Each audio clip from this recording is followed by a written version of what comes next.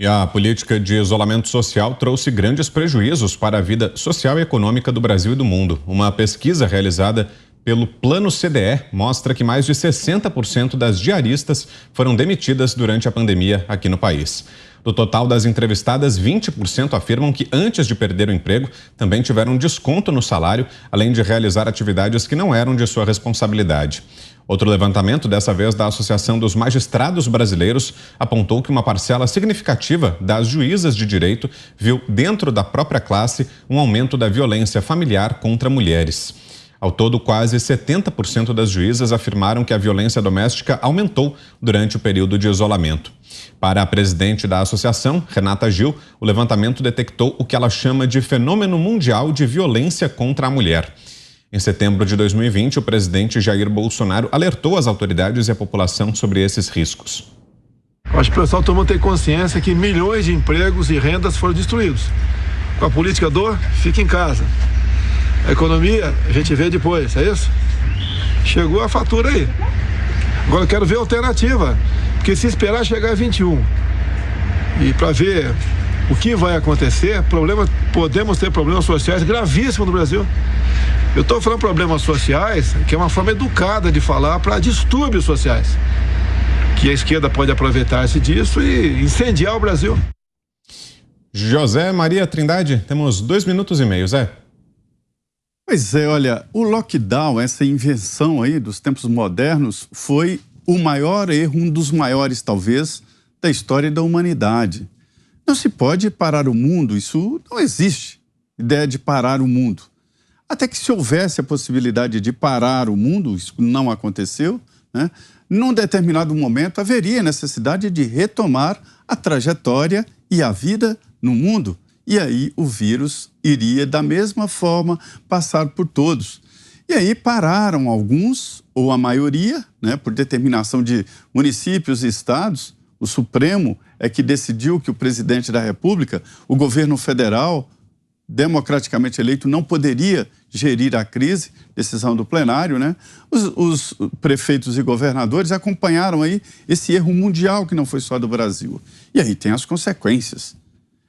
O Brasil tinha acabado de passar por uma reforma trabalhista muito importante, dando ao trabalhador a possibilidade de ganhar mais, ou seja, ser ele mesmo uma empresa. E pegou todo mundo no contrapé. Não fosse a ajuda, o Auxílio Brasil, essas pessoas passariam fome, porque trancaram, não pararam o mundo, trancaram os comércios. Os transportes coletivos continuaram e alguns tipos de trabalho também. Sobre o Cacai aí, eu queria dizer o seguinte: há aqui em Brasília, capital federal, coração do poder, uma nova casta. É a casta de advogados. Estão ricos, disputam aqui no Lago Paranoá quem tem a maior lancha e quem enche mais a sua lancha. Milionários, liminares milionárias que sugerem a participação de algo mais do que conhecimento jurídico para uma liminar. E agora, Roberto, você falou aí do preço de R$45 mil o ingresso para assistir uma partida de tênis. Isso não é nada para quem freta um jato grande, não é jatinho, um jato grande, convida amigos, com tudo pago, para um aniversário em Paris. E o dinheiro vem de onde? Ninguém sabe. Ninguém sabe, o advogado é blindado. Os marqueteiros de campanha eleitoral foram presos. Mas receberam dinheiro ilegal, foram presos. E o dinheiro foi requisitado pela justiça. O advogado pode cobrar dinheiro ilegal, dinheiro do roubo, dinheiro de corrupção, isso pode.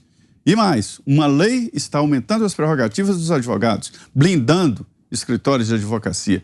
Já foi aprovada na Câmara e está dependendo agora do Senado, que é uma blindagem muito maior em escritórios de advocacia. Qualquer bandidagem, eu ganhei o dinheiro no trabalho de advogado, de palestras, e pronto.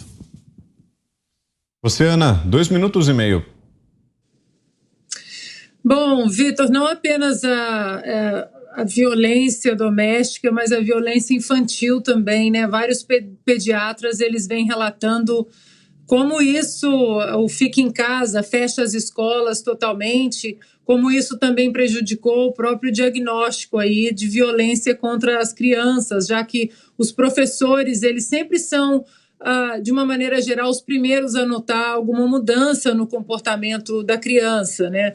O atraso na alfabetização infantil também. Agora, Vitor, não foi por falta de aviso, né? Se voltarmos aí à fita, já em outubro, novembro de 2020, já ali nós falávamos aqui sobre a declaração de Great Barrington, a declaração de especialistas, médicos que enfrentaram, né, estudaram pandemias ao longo da história, médicos de Oxford, de Harvard e de Stanford, como o Dr. Martin Kulldorff, por exemplo, também aí envolvido com vacinas durante muitos anos. Eles alertaram, é preciso fazer um lockdown inteligente, segregar as pessoas idosas, as pessoas doentes, com comorbidades, e liberar as pessoas saudáveis e as crianças para continuar vivendo uma vida com responsabilidades, mas que não pode ser trancada em casa. E eles avisaram nessa declaração de Great Barrington, assinada por milhares de médicos em todo o mundo, que essa conta chegaria, né? E, infelizmente, essa conta agora chega da pior maneira possível. A conta chega bem alta para aquelas pessoas mais pobres, para as comunidades mais carentes, para quem de fato precisa do emprego, de saúde, de trabalho.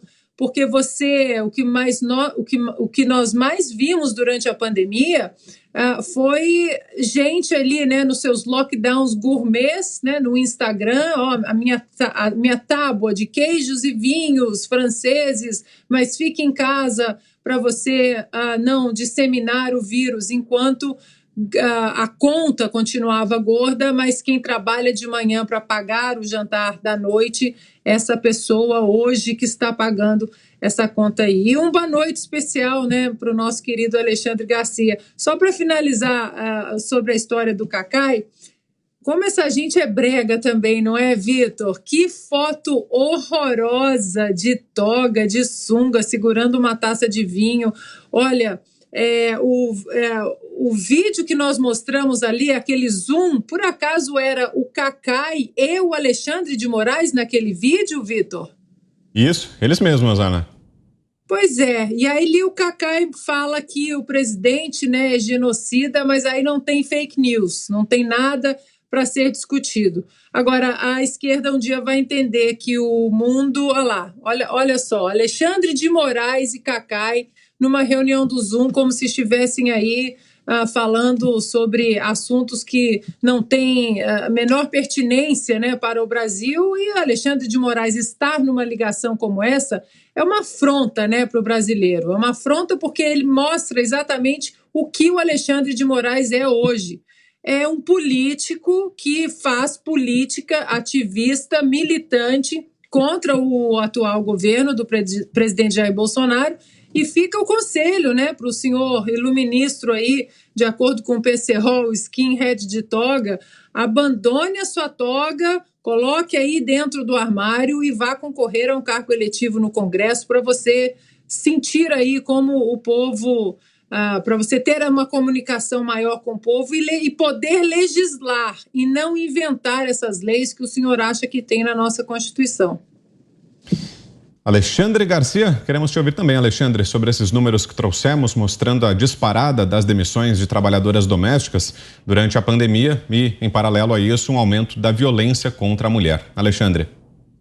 É um dos males que tem por consequência essa história de parar tudo, feche tudo, vá para casa, se tranque em casa. Foi uma tentativa de teste de submissão da população sob medo. Né? Puseram pânico, usaram meios de informação para impor pânico na população, né? E também para poder vender, né, as supostas vacinas, né?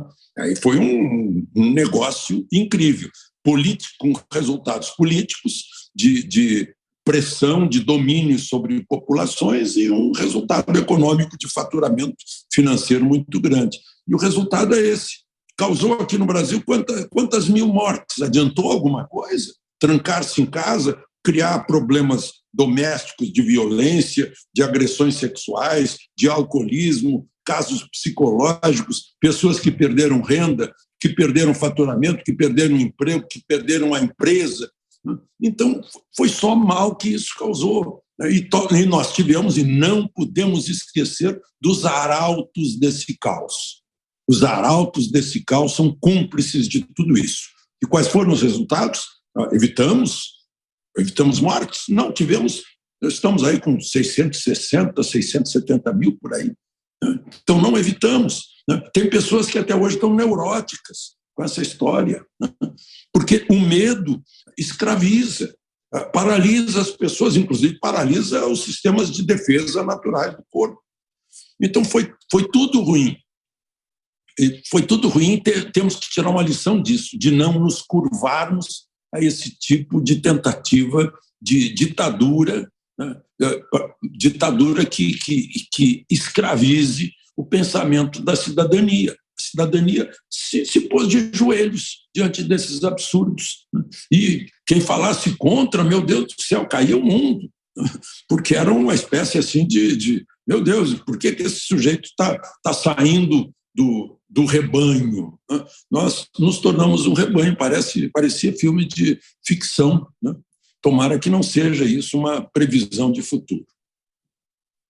E o Teatro Tuca, na PUC de São Paulo, foi palco do lançamento do livro Querido Lula, Cartas a um Presidente na Prisão, nesta terça-feira. Na ocasião, artistas e aliados do petista leram 46 missivas endereçadas a ele durante o período em que estava preso em Curitiba por corrupção e lavagem de dinheiro. Durante a leitura, Lula demonstrou estar emocionado, assim como alguns dos presentes na ocasião, como a condecorada pelo Tribunal Superior Eleitoral Camila Pitanga. Também participaram do evento Cássia Damasceno, Cléo Pires, Zélia Duncan, Érica Hilton, Fernando Haddad, Dilma Rousseff, entre outros. As cartas foram selecionadas pela historiadora Maud Chírio e o livro teve prefácio escrito pelo rapper Emicida. Volto com você, Alexandre. Emocionante, né? Pois é, faz parte. Aquilo que eu falei há pouco, o pessoal gosta de fazer isso, descarrega toda a sua energia nessas manifestações, falam para eles mesmos. É uma coisa que não chega no povo. É muito elitista isso, é muito intelectual, é muita coisa de quem vive nesse outro mundo. Mas faz parte, eu acho que todo mundo tem liberdade de fazer o que quer, né? Então, muito bem, leia umas cartas. Eu acho que está ressaltando para quem ouvir falar nisso aí. Puxa, teve preso, que foi? Foi assim, assado, foi condenado 2 vezes. Sim, foi Petrobras, empreiteiras. Sim, é bom que a gente lembre, porque o povo tem memória curta e isso ajuda o povo a lembrar.